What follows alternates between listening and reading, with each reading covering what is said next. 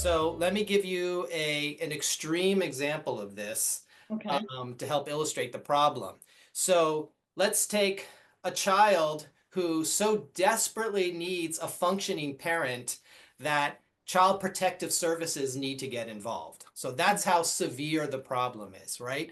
So Right. what is the ultimate remedy that child protective services have? It's to take the child out of the home and Mm. put them in another home, right? It's basically shifting the custody of the child to where they hope is a more functional environment. They don't actually have the ability to make this dysfunctional parent functional. They can order parenting classes, they can order substance abuse treatment, but at the end of the day, the state is basically powerless. If a parent's not going to be functional, then what they're going to do is shift custody. Hi, Robert. It's good to see you again. Good morning, Susan. I'm so glad that I get to um, talk with you and discuss with you about the kinds of cases that are in my caseload and things that might be helpful on a lawyer mediator front. And I know we're both therapists, so we come from that perspective too. But here's the latest thing that I've been seeing a lot of. And I wanted to just discuss this back and forth because I know my clients love to listen to how I conceptualize things and the people that are able to even define them in different ways so we can grow and change and address things differently. So I'm seeing a lot of couples in my practice right now who have been divorced for quite a while. And their relationship, instead of becoming more, their parenting relationship, instead of becoming more amiable, has gotten more strained. And so there's less communication. And typically I have one person that's like really concerned about the kids, really addressing the emotional needs of the family. And the other parent in the separation has increased their distance and become, you would almost say, like uncooperative and just not following agreements, not really checking in, not really providing like emotional buffering on the situation of like tension and transitions and things like that. So I'm trying to devise how to help my clients emotionally around these things, but I also wanted to get a sense of how they can legally handle um, these these things that happen that sort of sabotage the emotional development for their kids. And that's just a perspective that the dominant parent has around who's the more engaged emotional parent. And so is it healthy? Isn't it healthy? Like how can you make it healthier? And I guess one of my biggest frames around this discussion is that even if there's tension, no matter what's going on with the other parent, how can one parent who's maybe noticing it's not exactly a perfect picture, how can they stay really focused on their kid and their own parenting instead of being diluting that with all this tension? Because sometimes I think that also is a part of the issue is staying focused on your own parenting, your own mission as a parent, no matter what's going on. Yeah. Hmm. Yes. I mean, I think that's a good question. And I would kind of reframe that a little bit as the frustrated parent, what's in their locus of control? And do they have a legal remedy for the disappointment that they're experiencing in the other parent's co-parenting style? I think it is natural for a parent who's divorced to, as an initial step, to be reaching out to the legal or the court system in order to um, have the um, unhealthy parent, shall we say, or the parent who's not leaning in, Yeah. reform their ways. Okay, and I think that's a natural impulse because I think you can be frustrated in the relationship during the marriage with some person's co-parenting style, and then when you get divorced, hope that the legal system can help you address those same problems that not only you are experiencing, but that your children are experiencing. However, I think it's important to realize the limitations of the legal system in addressing these kind of problems. So let me give you an extreme example of this Okay. to help illustrate the problem. So let's take a child who so desperately needs a functioning parent that child protective services need to get involved. So that's how severe the problem is, right? So Right. what is the ultimate remedy that child protective services have? It's to take the child out of the home and put them in another home, right? It's basically shifting the custody of the child to where they hope is a more functional environment. They don't actually have the ability to make this dysfunctional parent functional. They can order parenting classes, they can order substance abuse treatment, but at the end of the day, the state is basically powerless. If a parent's not going to be functional, then what they're going to do is shift custody. So similarly, in family law court, if the court is observing that one parent isn't functional, their ultimate remedy is to simply shift custody to the more functional parent. Now, Uh-huh. that can be frustrating for a lot of clients because a lot of clients maybe they don't want full custody. They want to be able, they don't want to be a sole parent. They didn't envision that when they got divorced, they would become a single parent. What they really want is the non-functioning parent to become functional, to be loving, to be supportive, to be a good mother or father for the children, right? Now, again, um, in these instances, the court can order parenting classes, it can order substance abuse treatment, but if they're seeing that that the parent isn't isn't stepping up and doing the things that you would hope that a healthy parent would be doing, their ultimate remedy is just to shift custody to the functioning parent. Right. Um, But that means it has to be a pretty severe situation, not just um a qualitative, like the parent lets their kid be on videos the whole time that they're with them or something. It has to be more severe. exactly. Well, but the problem is that so then a parent may complain and say, look, I don't want to become a single parent, but I want when the child is at the other parent's house that Right. they're not playing video games all the time, that that parent is helping with the homework so that when the child comes to my house, they don't have 4 days of homework that they need to accomplish in one day. And my point is that the court really can't solve that problem, right? Right. The Right. court could come to the conclusion of the child is way behind in school because one parent is never doing homework. Therefore, we're going to order that during school days, the child is always with the functioning parent and Right. and they can have, custody on the weekends, right? But Mhm. again, that's kind of the court's ultimate remedy. So I'm just highlighting this because I think it's important that clients realize that one, the court process is extremely cumbersome. So in order to even get these kind of issues in front of the court, it would take 9 months, to get in front of the court and probably a year and a half to get resolution. And Right. at the end of the day, the court really doesn't have the power to, transform that non-functioning parent. So the question is then, what is within your client's locus of control if they're not seeking just a shift in custody? Right. So locus of control is interesting because sometimes I feel like what happens with these parents is they do make agreements, even the what are we calling the other person? Non-functioning or The help. non-functioning parent or the lesser functioning parent. Mhm. And then sometimes that parent doesn't keep agreements. So the functioning parent is taking a lot more on, just like what you said, like 4 days of homework, having to deal with the kids not showing up to school on time, maybe not going to their soccer practices, can't be in the game. That means like the consequence sort of hits the kid, but also that the parent, the higher functioning parent is having to reinforce or try to enforce the agreements, right? Which doesn't often lead to any success either. So then that parent in the locus of control feels like that low functioning parent is in my field all the time because they're not functioning, right? So whether they're not coming to pick up the kid for visits or dropping them off late or showing up, with all their stuff at 11 o'clock at night because they forgot the books or whatever it is. So suddenly there's all this interference. right, in the field, so to speak. Um, and so what you're saying is like, there's really, unless that parent goes towards the courts and proves all these things and documents all these things, and they're really significant, would the court start pushing custody towards the more functioning parent, right? That would be the process.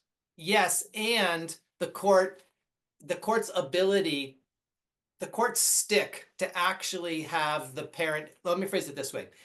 If the non-functioning parent is not motivated to lose custodial time, Mhm. right? Then the Right, court doesn't really have a stick to make sure they bring the children home at 8 instead of 10 p.m. at night, or to do the laundry before the drop off, or to right, get the right. children there on time.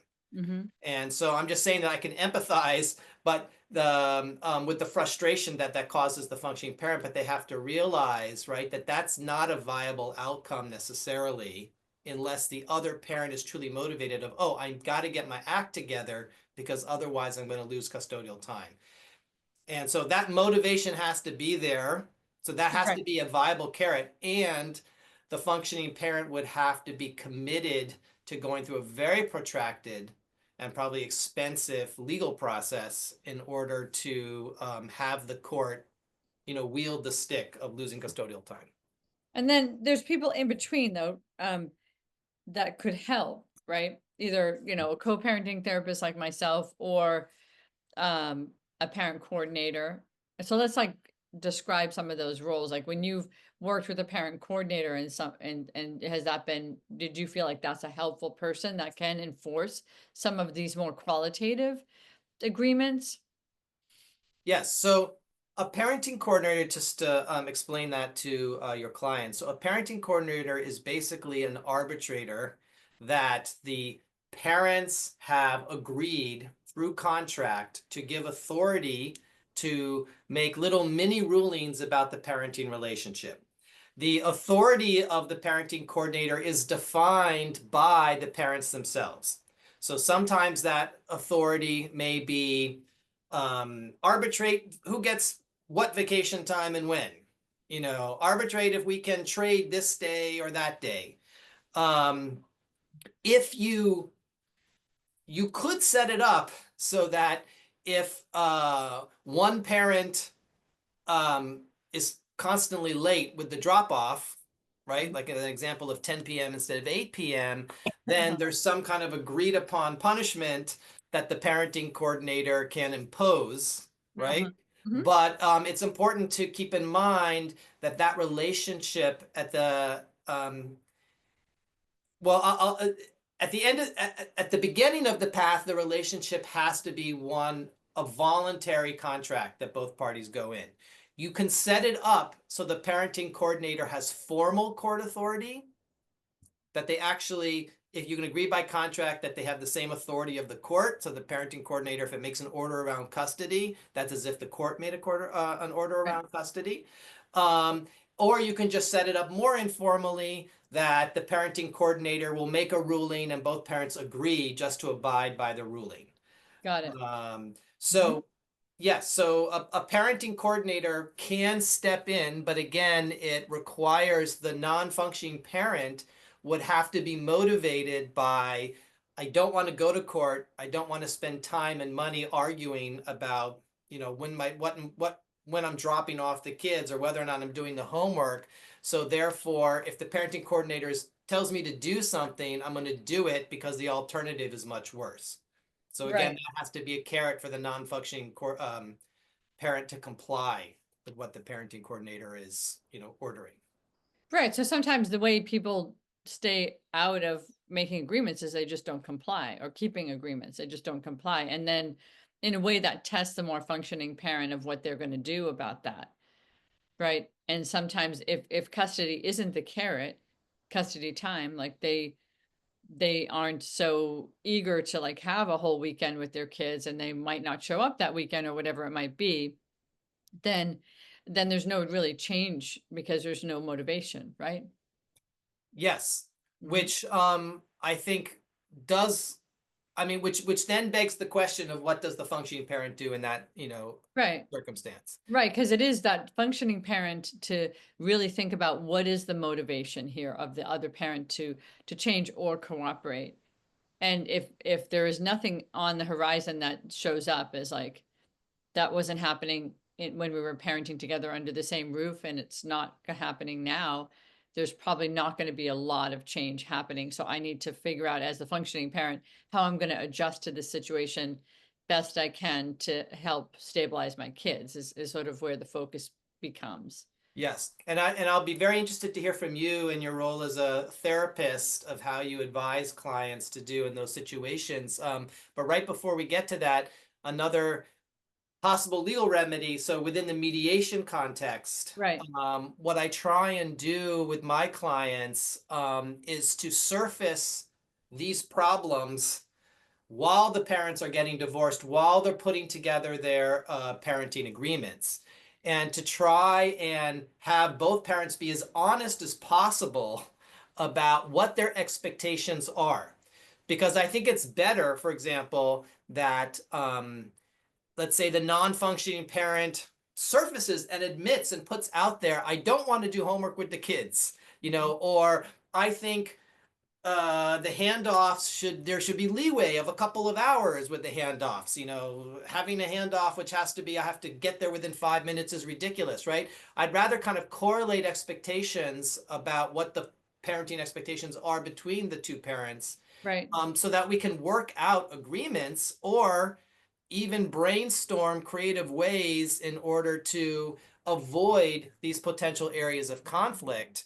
Um, and in my experience, if parents can be honest and authentic with what their limitations are and their expectations, and even surface different parenting right. philosophies, Hmm. for example, I fully intend to let my children watch 4 hours of TV on the weekend, right? If they can surface that honestly in the Hmm. mediation and still commit to a particular parenting agreement, boundaries, and expectations, they're more likely to abide by those expectations, right? Because Right. let me make a case for a second for the non-functioning parent, Yeah. okay? The Yes. non-functioning parent feels that the functioning parent is imposing his or her expectations and philosophies of what it means to be a good parent.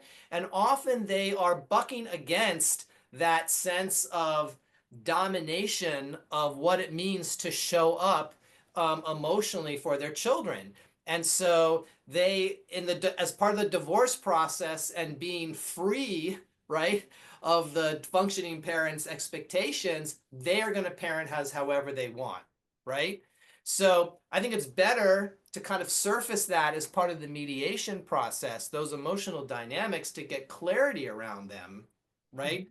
And Right. ordered so, and even it could be that that they agree to a parallel parenting path because they're able to acknowledge that they have different philosophies, and they're not going to, no parent's going to abide by or conform themselves to the other parent's philosophy. Right. So the way that you presented the non-functioning parent is that their non-functioning might be that they do not want to be controlled by the functioning parent anymore. So they're going to push back and maybe even passive aggressively or push back. And so part of it is if you can get that out at the beginning of mediation or in mediation so that that can be kind of a part of the parent settlement agreement, like we're agreeing to that expectations are one way for this parent and one way for this parent, or this is what we can negotiate or compromise on in terms of like vacations or whatever it might be, times, or how homework's completed or what bonding looks like for each of us or that kind of thing. That's easier. So then you're not fighting through. You knew it's a prescription for the rest of the parenting system. Like we know this is an issue between you two, and this is how it's always going to look like. You both look at things very differently and come with different parenting philosophies. So we're just acknowledging that. Right. Like, Because part of the functioning parent's frustration may be like, we have a parenting agreement mhm, about what it means to parent these children, and you are not following it.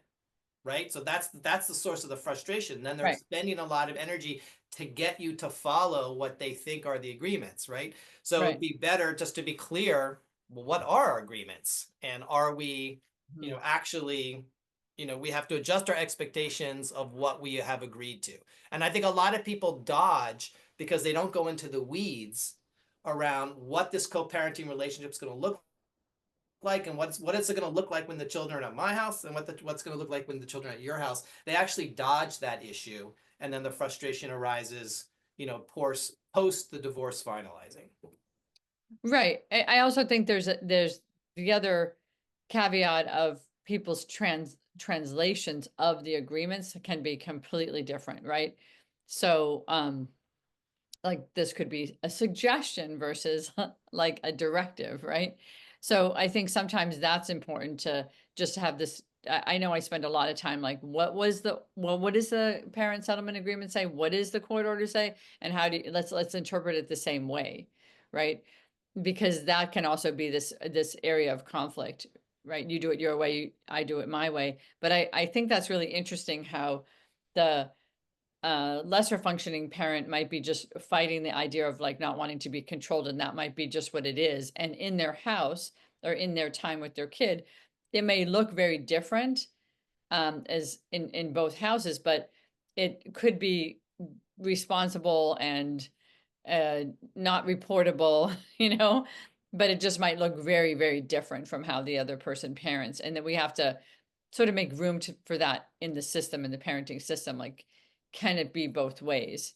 Can it be that, and it's not sort of talked about to the child, like, that's the wrong way, or you're always behind, or you're always late, or you're always unfed, or you're always unkept, like that the criticism of the other parent doesn't come across to the child so directly because it's of the difference. Do you know what I mean? Yeah, I mean, ideally, if the parents can kind of embrace, let's agree to disagree, kind of what good parenting looks like, that would be ideally in terms of messaging for the children. I agree, because, they've done a lot of research around divorce, and divorce per se is not harmful to children, but conflict around divorce is harmful to children. So if the children Yeah. are picking up that the parents are in conflict about their parenting styles, then obviously that can be harmful for their sense of. Right. Or I always think what the other part that I've seen in my adults that who have had a divorce childhood in their childhood is that they've talked about that the other parent, the higher functioning parent, never really addressed maybe the under functioning issues of the lesser functioning parent in real time. They always sort of like didn't talk about it, like ignored it because they just felt like they couldn't bring it up really without criticism. So they felt really like a sense of betrayal. Like you didn't, my other parent sleeps all weekend and no one ever did anything about that those are the kind of complaints, right? And so I wasn't allowed to come back to my other higher functioning parents home to be taken care of because that was just they were just playing like living the agreement of the parent settlement agreement, right? So I know when we talked earlier we talked about how to empower the voice of the child at a certain age to start talking about that their needs aren't being met. And that would be one of the more neutral voices that possibly both parents could hear instead of it being the voice of the higher functioning parent. Yeah, so I think that's a good point, and I think that's a good segue to kind of what are the therapeutic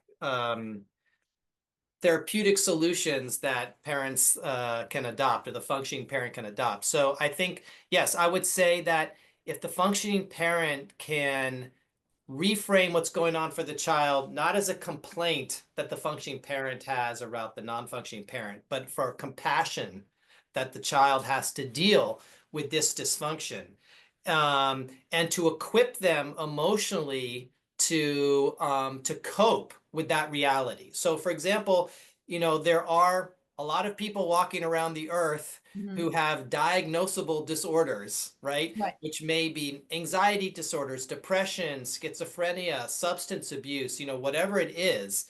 And just because you get divorced from your partner, those problems do not go away. And they can't go away by court order, Right. and they may not go away unless, again, the individual is highly motivated to change their life.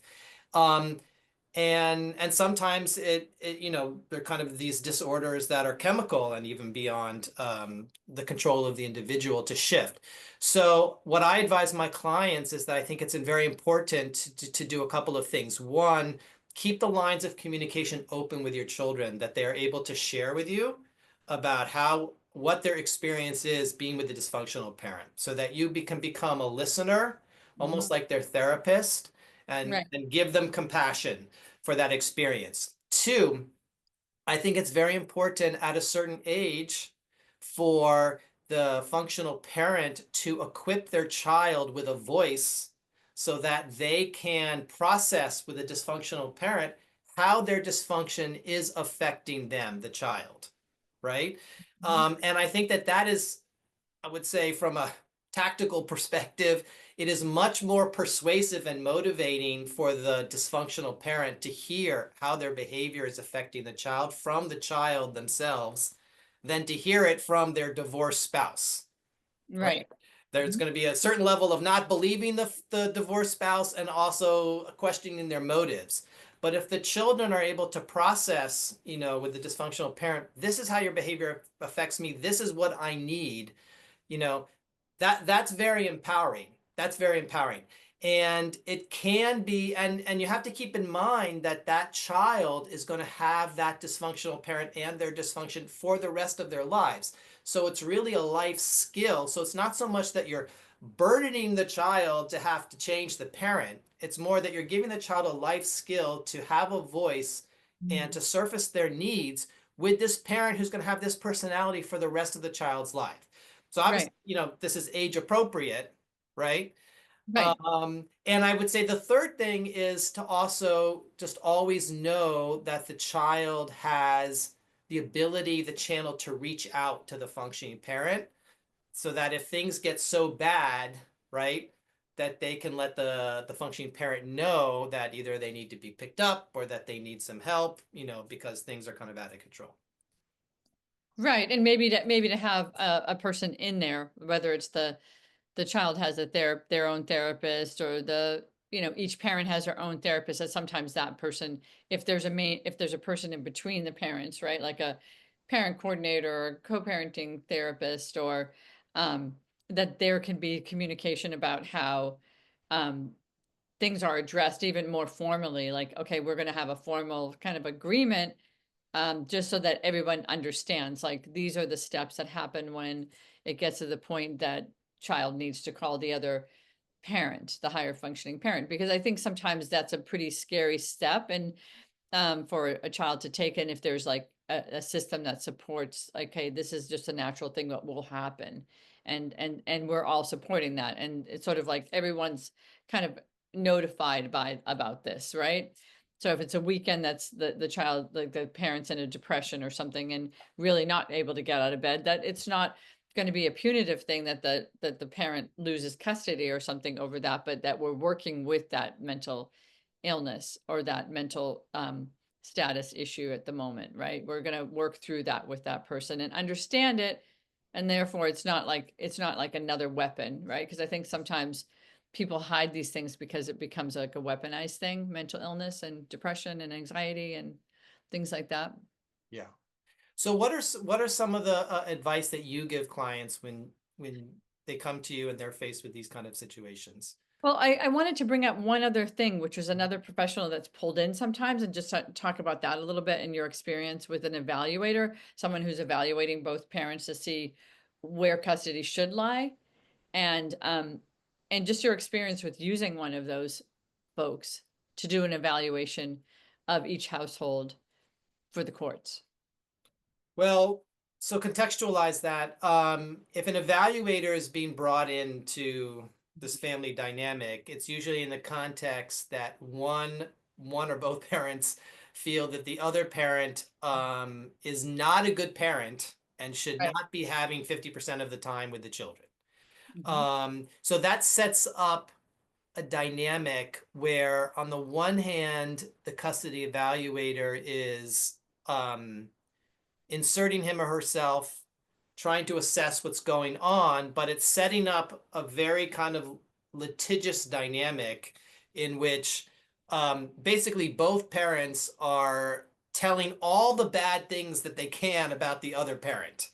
Um, so, and often those custody evaluators are psychologists, but the way that the parties are engaging with them as a judge. Um, so anyway, so I just think that it's important to realize that if you're bringing in a custody evaluator, every bad thing you've ever done as a parent in the relationship is definitely going to be surfaced in that process. And the second thing is that the custody evaluators will interview the children, and in the worst case, the children are going to feel torn and perhaps that they're betraying one of their parents Mhm. by telling the custody evaluator the truth.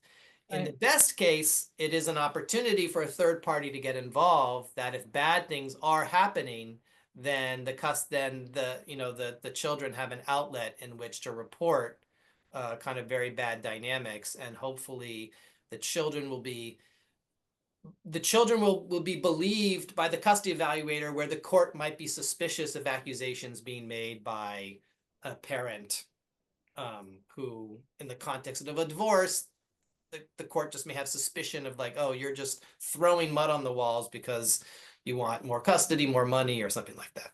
Um, Right. I think with an evaluator, I've seen, usually that's kind of the end of the line. Like people aren't probably going to get along too well after that, parents. And so I think it sort of sets up more of a parallel parenting model going from that. So that's how I've seen it work.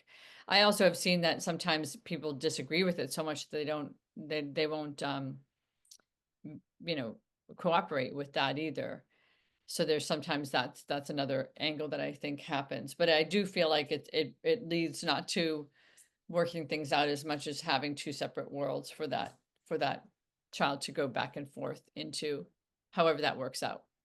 yes, I mean, I agree emotionally. That's likely to be the effect on the co-parenting relationship. And I guess people, because I didn't state this, should understand that legally the custody evaluation makes an evaluation against, then gets submitted to the court, to the Right. judge, and the judge then considers that evaluation when making a ruling on custody. Right. Right. And I think sometimes it's completely necessary to go to that level because people just don't know what's going on and there's a lot of accusation, right? So it's important to get to that level at that higher level if kids are feeling unsafe or the other parent is really extremely uncomfortable with the mental health of the other parent. So yeah, I mean, I think that's one of the angles. Yeah. Okay. All right, Susan. So now that we've kind of scoped through the limitations of the legal process, so let's think of a scenario where the non-functioning parent, despite a legal parenting agreement that the handoffs are supposed to occur at 8 p.m. every Sunday, constantly brings the children back at 10 p.m. every Sunday, really messing with the children's schedule, their ability to get ready the next day for, school. But the remedy for that is going to require tons of money, long time in court. How do you work with clients emotionally to either reframe their locus of control, or to give them tools to kind of handle those kind of situations? Right. So when I'm doing co-parenting with people and we've made some custody or custody agreements about drop-off times, pickup times, things that are important for kids, just routines and things like that. Um, I do two things. I really rely on my relationship with both of the parents separately. And so I often coach parents separately when I'm working with them, right? Because I don't want to be coaching them together because then it becomes very punitive or um I also think people have their own private matters that they need to deal with in terms of their own parenting. So a lot of times I'm working on, when I'm meeting with each parent separately, I'm working on their parenting issues or their parenting weaknesses or even their understanding behaviorally about what's important for their kids at their stage of development. So I'm really trying to hone into each parent and align with each parent and their motivations and their capacities and their limitations. But let's say you have somebody waiting for their kid every Sunday night at 10 o'clock, and it's a big school week, right? Lots of activities, lots of homework due, lots of attention needed for the school day, and that continues to happen with the parent who it happens to, who might be, let's say, that more functional parent who kind of runs, is the executive to the kid, like runs their life in a way, like make sure that they've got everything they need, and that's that parent. um that I would work with them to stay very focused on bridging the gap with their kids right away, like not going into their own tension. Because a lot of times what I think happens with in co-parenting relationships that are full of conflict is the child's missed completely.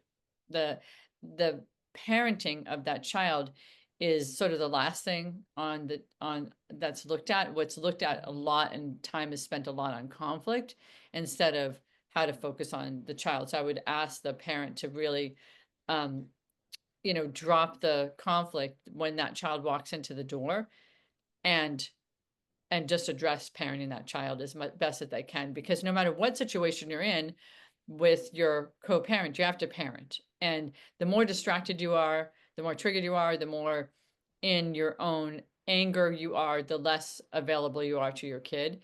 And the more that that child's picking up that experience and also feeling very alienated from you, or like lots of maybe emotions going on that they can't even describe because you're not available for that.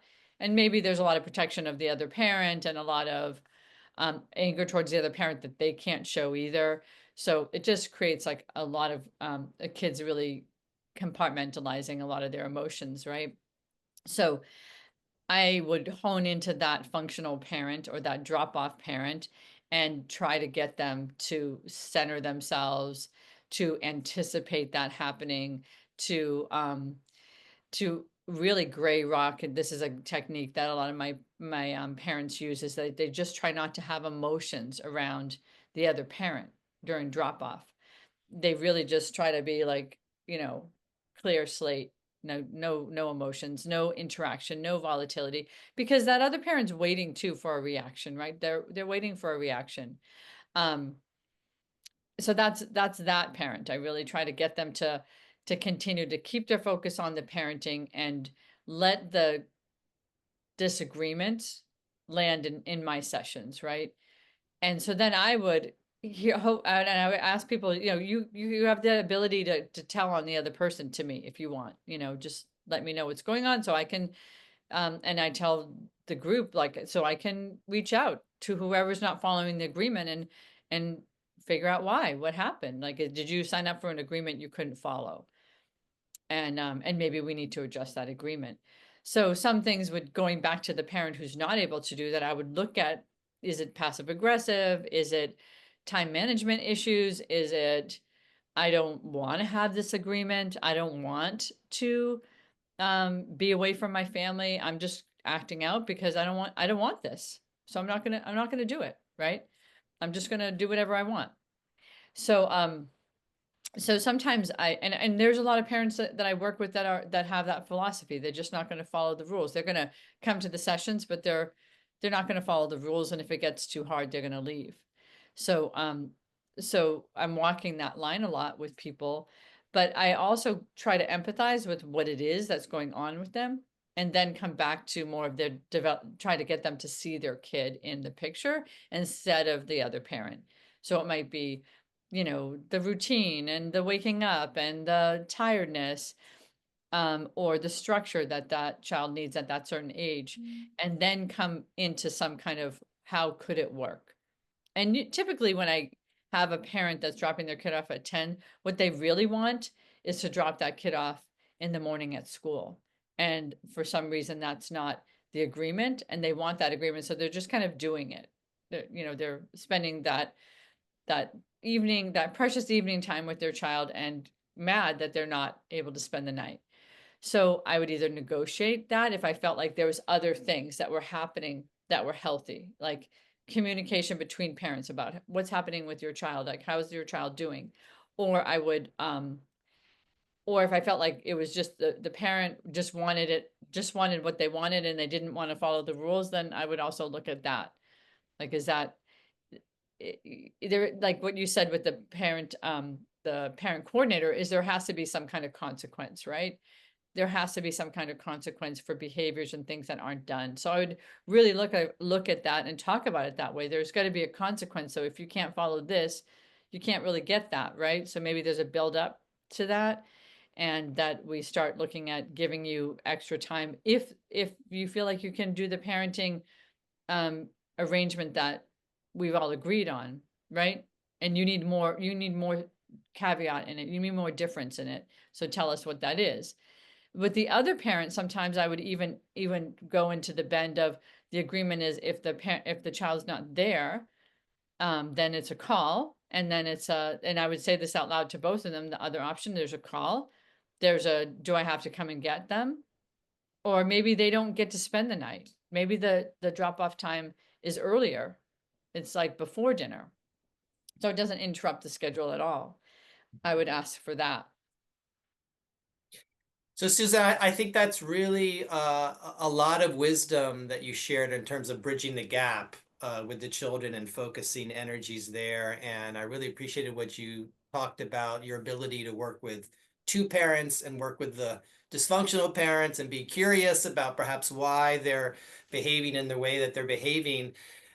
So I had a question, a follow-up question. Do you ever work just individually with clients when you're not meeting with both parents, like not doing co-parenting, but just only working with one parent? And then do you have kind of different advice or a different way of helping them cope with this type of situation?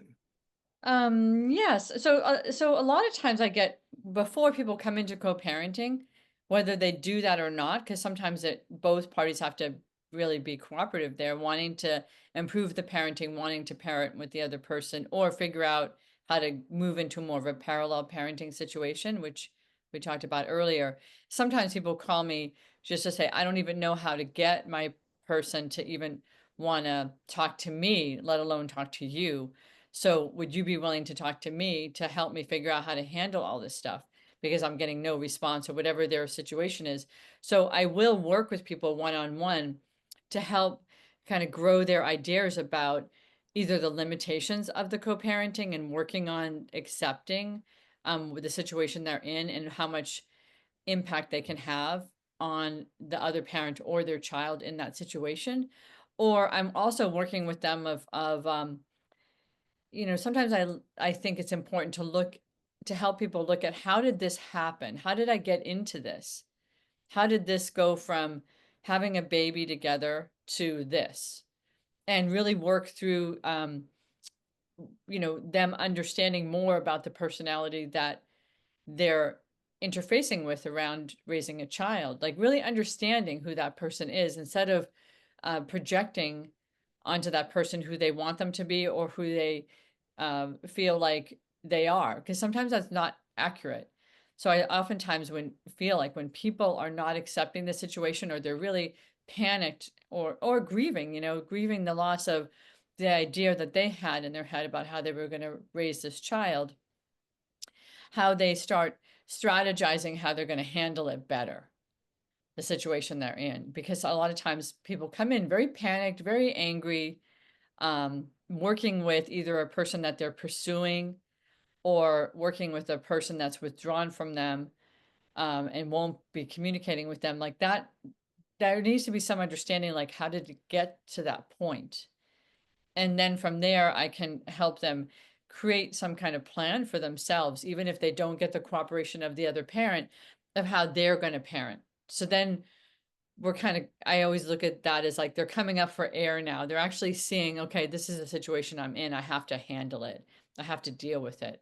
And then we start approaching like, looking at how they communicate with the other person. Because usually there's something in the other parent that is very triggering, obviously, to the parent that's shutting down or withdrawing, right?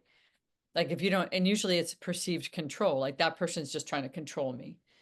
And so I start looking at how is that person's behavior, the one that's coming in and seeking advice, affecting the scenario too? Can they look at how they're dealing with it? Um, yeah, so I'll work with that person for a period of time. Of course, if they were like, okay, well, now I want to pull the other person in, then I say only if the other person knows I've been working with you to prepare you to this time until they're ready. And I'll have a few sessions with the other person, just kind of catching up my alignment with them so that they feel like I'm a neutral party going into any co-parenting. And maybe that isn't the case. Maybe I'll always be sort of that strategy person for one of the co-parents, and they will find a new person to work with. Yeah. But I think that it's been really helpful to keep people stable. And my whole reason for doing the work is I used to work with a lot of kids, and I felt like their parents were not focusing on parenting. And so, if I can get people to focus on parenting and what their parenting challenges are just in their personality and their style of parenting, then I feel like I can help that kid. So for me, even having one-on-one time with parents for a period of time until they go to their next step. They might not be with me forever. It might just be a until they get to the place where they can have more conversations with the other co-parent. Yeah. Mm-hmm. Yeah, I mean, that resonates with me. I think that divorce can be an opportunity for self-growth, Mm-hmm. right? Obviously, it's this horrible event, but it can also be an opportunity for self-growth and being able to reflect upon the past, what it was that attracted you to this type of personality, what changes do you need to make internally in order to find a healthy relationship moving on.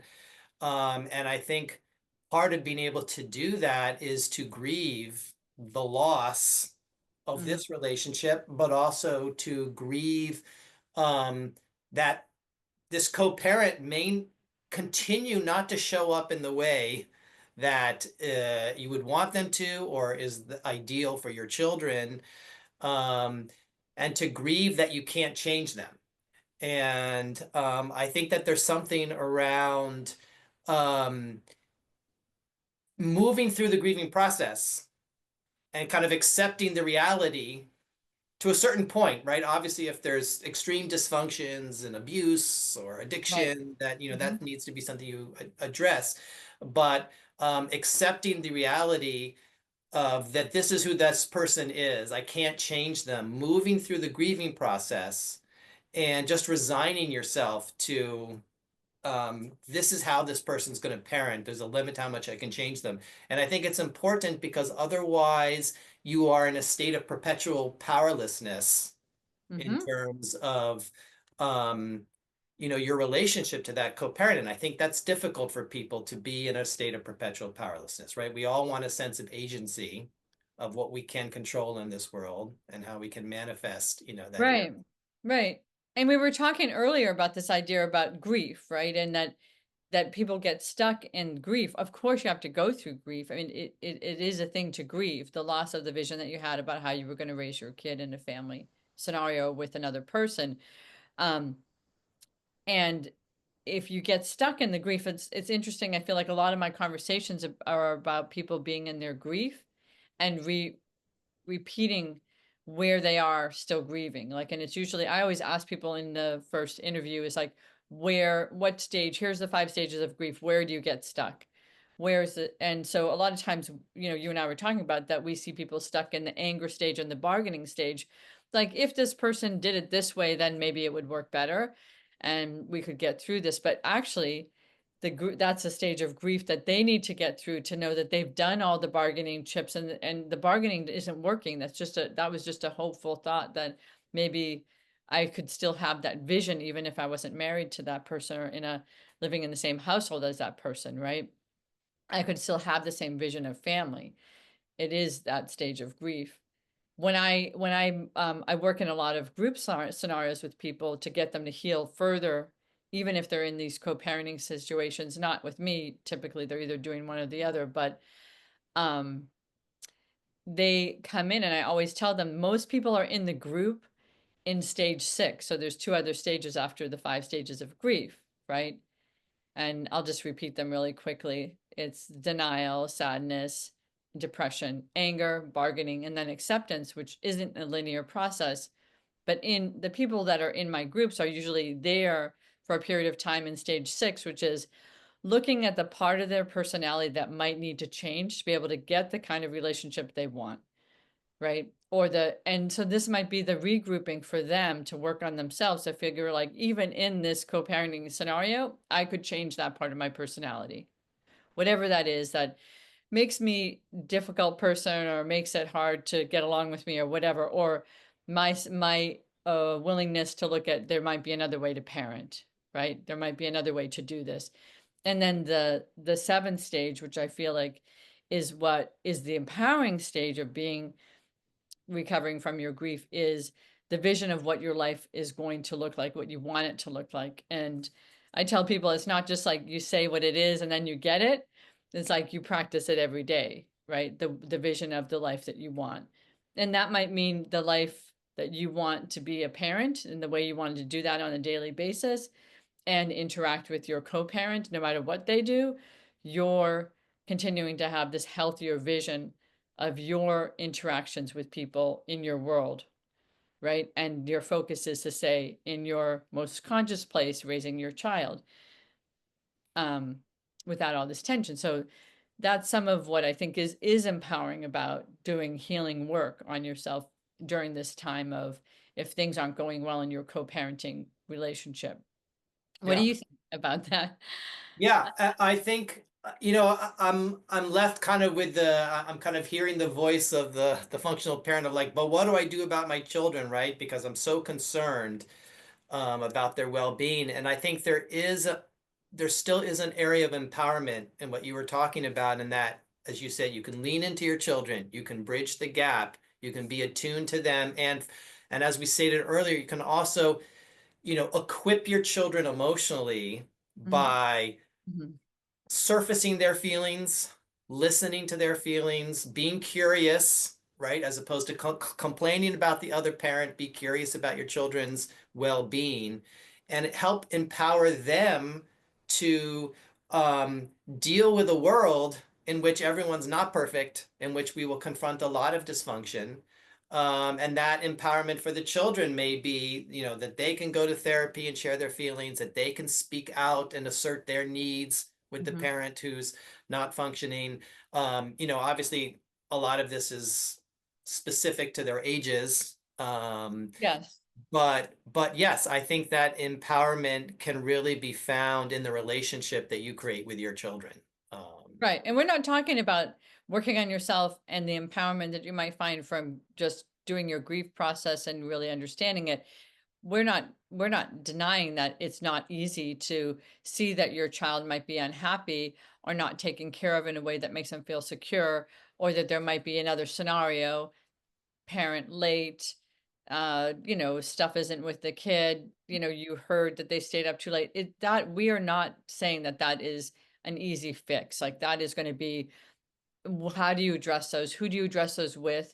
Is the co-parent willing to come into some kind of dialogue with you somewhere? And if they aren't, we're still putting a big question mark. How will you handle that? Right? yeah, So there's many ways to handle that. Some of it is, you know, at times probably feeling really desperate that you can't change that. And how do you, as your child grows, empower them to start having a voice about that? And then everything has to be eyes wide open, right? In the right. scenario that you're in. We're not Yeah, like making pretend it's not, that it's all going to be much better if you work on yourself, you know? yeah. And I think, to summarize, right, it's helpful. Like, I think what we've tried to capture in this video is understanding what the legal system can do and can't do. Hmm. When a parenting coordinator can be helpful and the type of things that they can solve.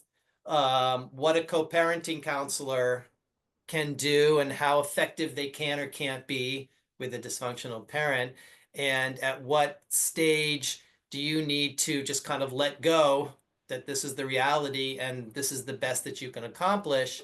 And always, in all of those options, kind of lean into your children, try and bridge the gap, and focus your energies on their well-being when they're with you. Right. And hoping that you're coming from a more centered space in yourself so you can see clearer, because the tension or the upset fogs the vision, right? So we want to have eyes wide open. You're looking at your situation and your child all the time, right?